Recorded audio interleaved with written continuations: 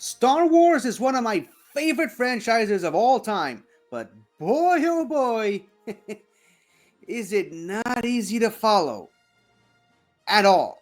And it's not just because the last few projects have been, well, but I'm not just talking about quality here, because that's all subjective, right? I mean, it's literally tough to follow, timeline wise. And this is coming from a massive Doctor Who and Once Upon a Time fan. And you know what? It's by design. It's been the case right from the start. I mean, first we had episodes 4, 5, and 6. Then we had episodes 1, 2, and 3. And then, under new management, we had episodes 7, 8, and 9. I mean, how many other franchises can you think that started with a midquel, then moved on to the prequel, and then the sequel? Oh yeah, right. That one. Anyone knows what those two franchises have in common? Anyone? Okay, but bad jokes aside, it's not like it's just the three trilogies. It's still going on today. Best example I can think of is Rogue One, which came out between Force Awakens and The Last Jedi, but the story took place immediately before A New Hope. Like, literally, 5 minutes after Rogue One ends, A New Hope starts. Which leaves you, the hardcore fan, have to explain to your not-so-hardcore fan, or your parents who only watched the original trilogy and the prequels, to explain what the hell just happened. What the hell just happened?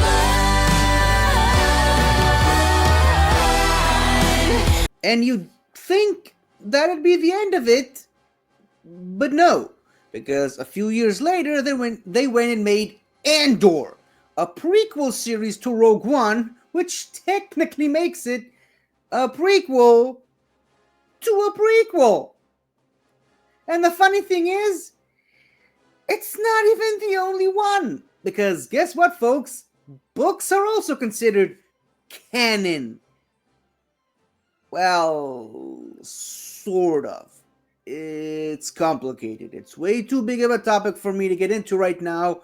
But basically, before Rogue One came out, they released a novel called Catalyst, which is kind of a build-up to Rogue One, so people would have a basic understanding of who Orson Krennic and Galen Erso are before you watch the movie.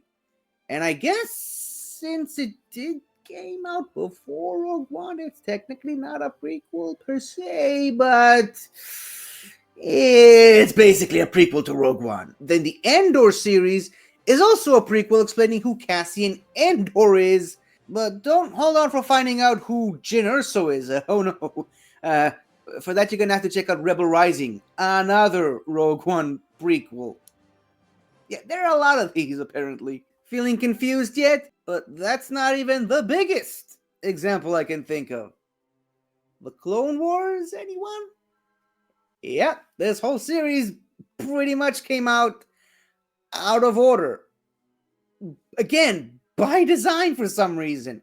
It's like River Song's timeline on steroids. Not to mention that there's a whole distinction between the Clone Wars and just simply Clone Wars.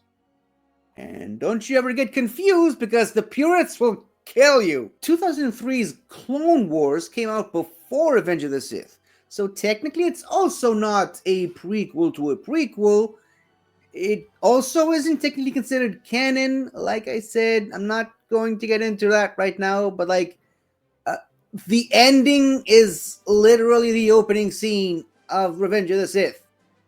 Plus, it also reveals certain details about General Grievous's character that the movie just assumes you already know because you've seen Clone Wars. And the Clone Wars doesn't think is worth mentioning.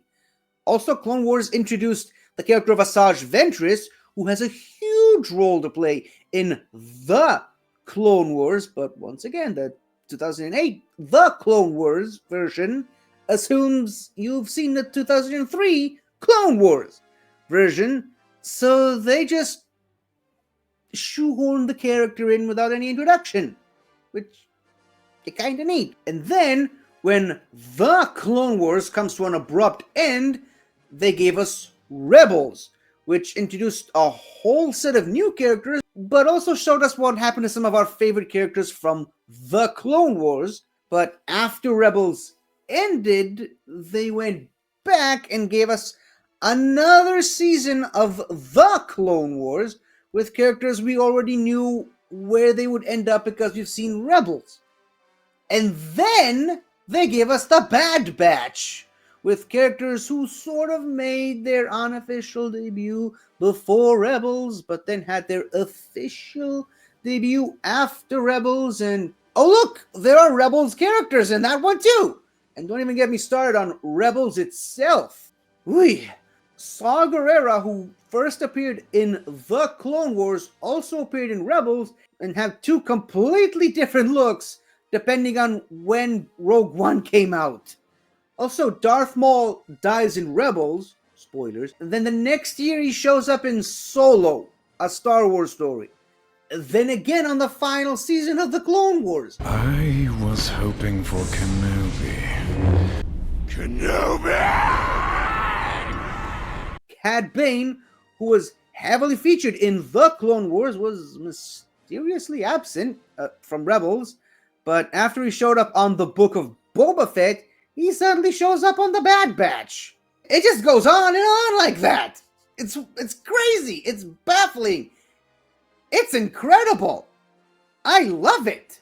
Now, I can sit here all day and bring up other examples just like this. Some of them are even more complicated, but I think you get the message by now.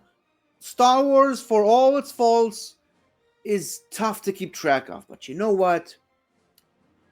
That is why we love it so much. Happy Star Wars Day, everybody, and may the 4th be with you.